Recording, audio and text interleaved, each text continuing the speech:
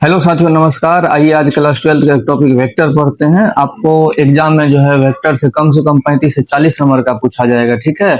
और आपको अभी वही चीज पढ़ना चाहिए जो एग्जाम के पॉइंट ऑफ व्यू से आपके लिए इम्पोर्टेंट है। लेकिन अभी जो टॉपिक हम लोग डिस्कस करने वाले हैं उस टॉपिक से आपको 10 नंबर का पूछेगा, ठीक है। बहुत आसान टॉपिक है, आइए देखते हैं। तो ध्यान दीजिएगा, यहाँ हम लिखे हैं डायरेक्शन रेशियो और डायरेक्शन कोसाइन, ठीक है। यहाँ से आपको ऑब्जेक्टिव में भी आएगा और 2 नंबर में भी आएगा। दिया हुआ रहेगा वेक्टर, आपको पूछेगा डायरेक्शन रेशियो लिखो, डायरेक्शन कोसाइन लिखिए। तो आइए देखते हैं। मान लीजिए एक वेक्टर ए है, 2i कैप प्लस में 3j कैप प्लस में 4k कैप है, ठीक है। यहाँ से पता लग रहा है ना। तो इसका आपसे पूछा जाएगा डायरेक्शन रेशियो,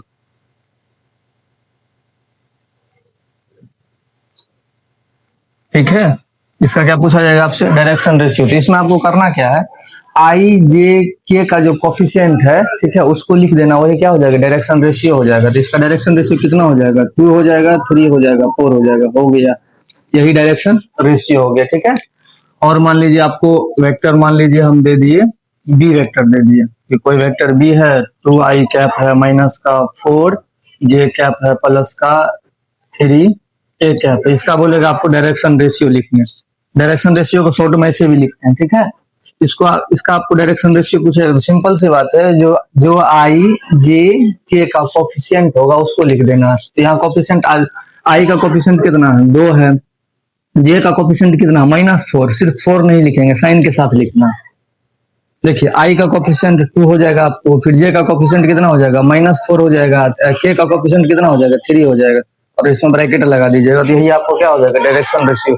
तो उम्मीद है कि आपको डायरेक्शन रेशियो समझ में आ गया होगा। सिंपल सी बात है कि जो आपको वेक्टर दिया हुआ रहेगा ना, उसी में आई जे के का जो कोफिशिएंट होता है, जिसको आप गुणांक कहते हैं, वही उसका क्या हो जाएगा, डायरेक्शन रेशियो हो जाएगा, ठीक। मान लीजिए कभी कभी क्या करता है कि आपको आई दे दिया, जे दे दिया, के नहीं दिया, तो वहां पूछेगा। तो देखिए लिखना कैसे है। मान लीजिए कोई वेक्टर सी है, इसमें हम लिख दिए i2i कैप माइनस का मान लीजिए 4j कैप दे दिया, ठीक है। यहाँ आपको क्या है, के नहीं है, ठीक। अब डायरेक्शन रेशियो आपको बोलेगा लिखने, तो आप लिखिएगा 2 लिखिएगा, माइनस का 4 लिख के छोड़ दीजिएगा। तो ये आपका क्या हो जाएगा, गलत हो जाएगा। बात समझ में आ रही है। तो आपको करना क्या है, अपने मन से यहाँ पे क्या बना देना, जेड बना देना है। तो 0 इंटू जेड तो लिख सकते हैं, 0 इंटू जेड लिख सकते हैं। काहे कि 0 देंगे तो 0 से मान लीजिए मल्टीप्लाई होगा तो पूरा सिस्टम 0 होगा। लेकिन पूरा जो है वेक्टर के नियम को फुलफिल किया कि आई भी मिल रहा है आपको, सॉरी के होगा, जेड नहीं होगा, के होगा। तो आपको वेक्टर के रूल्स को फुलफिल कर दिया कि आई भी है, जे भी है और के भी है। तो अब जब हम डायरेक्शन रेशियो लिखेंगे इसका, तो हो जाएगा आप कितना, 2 हो जाएगा माइनस का 4 हो जाएगा, फिर कितना हो जाएगा, 0 हो जाएगा। तो ये इसका क्या होगा, डायरेक्शन रेशियो होगा। बात समझ में आ गई। तो उम्मीद है आपको डायरेक्शन रेशियो समझ में आ गया होगा। तो अब बात करते हैं हम लोग डायरेक्शन कोसाइन पे, ठीक है। अच्छा, डायरेक्शन कोसाइन को समझने से पहले आपको समझना पड़ेगा कि यूनिट वेक्टर क्या होता है। अगर आपको यूनिट वेक्टर समझ में आ जाएगा तो डायरेक्शन कोसाइन भी समझ में आ जाएगा। हम लोग समझते हैं यूनिट वेक्टर।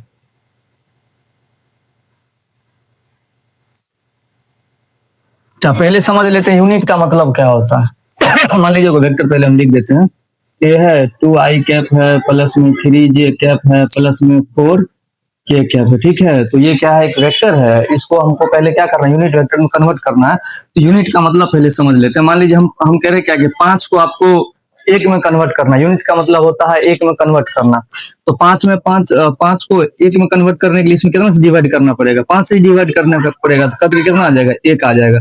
हम कह रहे हैं 4 को यूनिट में आप कन्वर्ट कीजिए, तो 4 में कितना से डिवाइड करना पड़ेगा, 4 से डिवाइड करेंगे तो करके कितना आ जाएगा, 1 आ जाएगा। तो सेम वही बात है कि यहाँ आपसे कहेगा क्या कि इस वेक्टर को यूनिट वेक्टर में कन्वर्ट कीजिए। इस वेक्टर में इसी के मैग्नीट्यूड से डिवाइड कर देंगे। जैसे हम कह रहे हैं 5 को हमको 1 में कन्वर्ट कर, यूनिट का मतलब कितना, 1 में कन्वर्ट करना है। तो 5 में 5 से डिवाइड किया तो कितना हो गया, 1 हो गया। 4 को हम कह रहे हैं यूनिट में लेके जाओ, तो 4 में 4 से या 1 बनाओ, तो 4 में 4 से डिवाइड किया तो 1 बन गया, ठीक है। तो आपको बोला जाएगा कि इस वेक्टर को जो यूनिट वेक्टर में डिवाइड करने के लिए, तो इस वेक्टर के मैग्नीट्यूड से ही इसमें डिवाइड कर देंगे तो वेक्टर क्या हो जाएगा, यूनिट वेक्टर में कन्वर्ट हो जाएगा। तो आइए इसको यूनिट वेक्टर में कन्वर्ट कर देते हैं। तो मान लीजिए ए वेक्टर है, इसको यूनिट वेक्टर में कन्वर्ट करेंगे तो इसका मान लीजिए ऐसा करके लिख दिए। तो इसी वेक्टर में इसी वेक्टर के मैग्नीट्यूड से अगर हम डिवाइड कर देंगे तो क्या हो जाएगा, आपका यूनिट वेक्टर हो जाएगा। ध्यान से सुनिएगा, इस वेक्टर में इसी के मैग्नीट्यूड से, इस वेक्टर में अगर इसी के मैग्नीट्यूड से हम क्या कर देंगे, डिवाइड कर देंगे तो यूनिट वेक्टर हो जाएगा, ठीक है। तो आइए इसका यूनिट वेक्टर निकालते हैं। तो ये वेक्टर जैसा है उसको लिख दीजिए। तो 2i कैप हो जाएगा प्लस में 3j कैप हो जाएगा प्लस में 4k कैप हो जाएगा, ठीक है, बाय। अच्छा, मैग्नीट्यूड कैसे निकालते हैं? रूट के अंदर जितना भी इसका कोफिशिएंट है, i का, j का, k का है, उसका स्क्वायर करके वहां पर रख देना है। तो आपको मैग्नीट्यूड जब निकालेंगे तो स्क्वायर कर लीजिए। तो यहाँ मान लीजिए 2 है तो यहाँ लिखेंगे 2 का स्क्वायर, प्लस में यहाँ पे 3 है तो 3 का स्क्वायर, उसके बाद यहाँ पे 4 है तो 4 का स्क्वायर रखेंगे। तो कितना आ जाएगा आपका ये? तो 2i कैप प्लस में 3j कैप प्लस में 4k कैप हो जाएगा, ठीक है। तो ये कितना आ जाएगा आपका? तो 2 दूनी 4, 3 तिया 9, फिर 4 चौके 16 हो जाएगा। हो गया आपको 2i कैप प्लस में 3j कैप प्लस में 4k कैप बाय कितना हो जाएगा? 16 9 25 4 29 हो गया। अब सबके नीचे में लिखना है, इधर पता चल रहा है। तो सबके नीचे में इसको लिख देते हैं तो हो जाएगा आपका कितना? ये यूनिट वेक्टर में कन्वर्ट होकर आगे सबके नीचे लिख देंगे, ठीक है। तो 2/√29 i कैप प्लस में 3/√29 j प्लस में 4 बाय आपको हो जाएगा √29, ठीक है।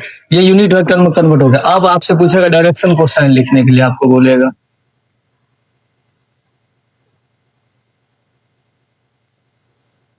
ध्यान दीजिएगा। पहले हम लोग क्या किए हैं कि डायरेक्शन रेशियो समझ लिए, ठीक है। डायरेक्शन कोसाइन समझने के लिए आपको यूनिट वेक्टर समझना जरूरी था। तो आप यूनिट वेक्टर समझ चुके हैं कि किसी भी नंबर जैसे 5 को आपको जो 1 में कन्वर्ट करना है तो उसी के मैग्नीट्यूड से डिवाइड करना है। तो इस वेक्टर को हम लोग यूनिट वेक्टर में कन्वर्ट कर दिए। अब जो यूनिट वेक्टर में कन्वर्ट हो चुका है तो इसमें जो i, j, k का कोफिशिएंट होगा वही क्या हो जाएगा? आपका डायरेक्शन कोसाइन हो जाएगा, ठीक है। इसमें लिख दीजिए डायरेक्शन कोसाइन मतलब 2 बटे कितना हो जाएगा? √29 है, 3 बटे कितना हो जाएगा? √29 हो जाएगा, फिर 4 बटे कितना हो जाएगा? √29 हो जाएगा। तो यही आपका क्या हो गया? डायरेक्शन कोसाइन हो गया, ठीक है। और आपको एक चीज सीखने के लिए मिल गया है कि किसी भी वेक्टर को हम यूनिट वेक्टर में कैसे कन्वर्ट करते हैं। कभी कभी ऑब्जेक्टिव में ये भी बात पूछता है, या हम नेक्स्ट वीडियो में और चीज समझा देंगे इसमें, कि कोई वेक्टर आपको दिया हुआ रहेगा, कहेगा इसको यूनिट वेक्टर में इकाई सदिश में बदलिए, तो सेम यही वाला फॉर्मूला लगाएंगे। फॉर्मूला क्या? उसी के मैग्नीट्यूड से इसमें डिवाइड कर देंगे तो यूनिट वेक्टर में हो जाएगा, ठीक है। उम्मीद करते हैं आपको समझ में आया होगा। इस तरह का और भी टॉपिक आपको आपके लिए लाते रहेंगे, ठीक है। आज के लिए इतना है, फिर मिलते हैं नेक्स्ट क्लास में। जय एमटीपी, जय बिहार।